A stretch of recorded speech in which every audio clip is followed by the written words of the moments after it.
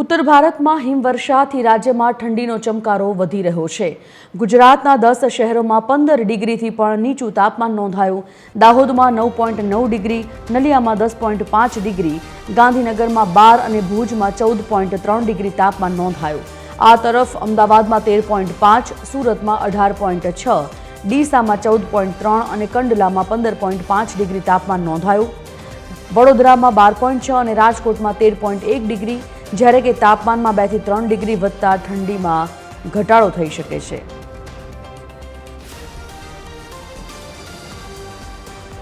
Associate editor Arun Shah આ મુદ્દા પર લાઈવ જોડાઈ ગયા છે। વિગતે જાણીએ અરુણ, જે પ્રકારે ઉત્તર ભારતમાં ઠંડીનો ચમકારો વધી રહ્યો છે હિમવર્ષાને કારણે, એના કારણે અલગ અલગ રાજ્યોમાં પણ ઠંડી વધી જઈ રહી છે। એક તરફ ઠંડીનો પ્રભાવ, બીજી બાજુ 2 થી 3 ડિગ્રી તાપમાન પણ વધી રહ્યું છે, જેના કારણે ઠંડી થોડી માપમાં રહેશે તેવી અત્યારે આગાહી છે। કેવા પ્રકારની ઠંડીનો આગળ અહેસાસ કરવો પડશે રાજ્યવાસીઓએ? संजीवनी सौथी महत्वपूर्ण है कि जो ऋतुओं में श्रेष्ठ ऋतु हो तो तमाम करता शियाळा ने श्रेष्ठ मानवामां आवी रह्युं छे। जे रीते वातावरणनी दृष्टिए जोईए तो आपे जे रीते वात करीने खास करीने उत्तर भारत में जे ठंडीनुं प्रमाण छे तेनी चोक्कस रीते असर गुजरात राज्य में पण जोवा मळी छे। खास करीने अमदावाद शहर सहित सौथी वधु जो असर जोईए तो हालना तबक्के दाहोद तेमज कच्छ जिल्लाना नलियामां वधु थवा पामी छे।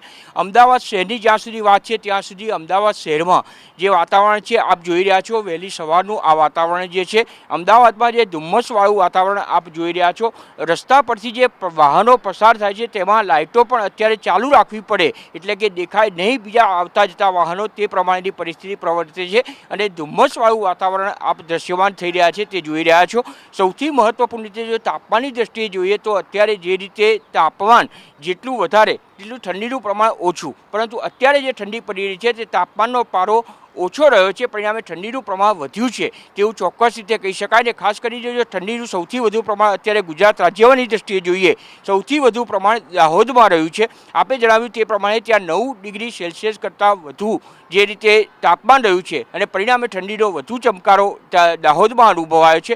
ત્યાર પછી જો વાત કરીએ તો કચ્છ જિલ્લાના નલિયામાં પણ તાપમાનનો પારો 10 કરતાં વધુ રહ્યો છે, એટલે ત્યાં પણ જે રીતે ઠંડીનું પ્રમાણ છે એ વધારે પ્રમાણમાં રહ્યું છે। આગામી દિવસોમાં જે હવામાન વિભાગ દ્વારા સંજીવની આગાહી કરવામાં આવી છે તેમાં તાપમાનનો પારો હજુ વધવાની શક્યતા છે અને પરિણામે ઠંડીનું પ્રમાણ આગામી દિવસોમાં ઘટશે તેવી આગાહી હવામાન વિભાગ દ્વારા કરવામાં આવી છે। અત્યારે જોઈએ તો શિયાળાની મોસમ છે, પરિણામે લોકોને ખાવાની તેમજ જે રીતે સ્વાસ્થ્ય સારું રહે તેના સંદર્ભે કસરતનો પણ અનુભવ લોકો કરી રહ્યા છે અને ખાવાની મોજ પણ ખાસ કરીને શિયાળુ પાક વધુ પ્રમાણમાં લોકો ખાવાનો અનુભવ કરીને તેની પણ મજા માણી રહ્યા છે। એટલું જ નહીં પરંતુ સ્વાસ્થ્ય સારું રહે તેના કારણે કસરત પણ વધુ પ્રમાણમાં થાય તે પ્રમાણેનો અનુભવ લોકો કરી રહ્યા છે। શિયાળાની મોસમનો આનંદ લોકો વધુ પ્રમાણમાં માણી રહ્યા છે। આગામી દિવસોમાં જે હવામાન વિભાગ દ્વારા આગાહી કરવામાં આવી છે ચોક્કસ રીતે પ્રમાણ ઘટશે અને જે તાપમાન છે એ વધશે, એટલે તાપમાન વધે એટલે ચોક્કસ રીતે ઠંડીનું પ્રમાણ ઘટશે અને લોકો સુખદ અનુભવ કરી શકે તે પ્રમાણે ઠંડી અનુભવી શકાય તે પ્રમાણેનો અનુભવ ને લોકો વધુ આનંદ કરી શકે તે પ્રમાણે ઠંડી રહે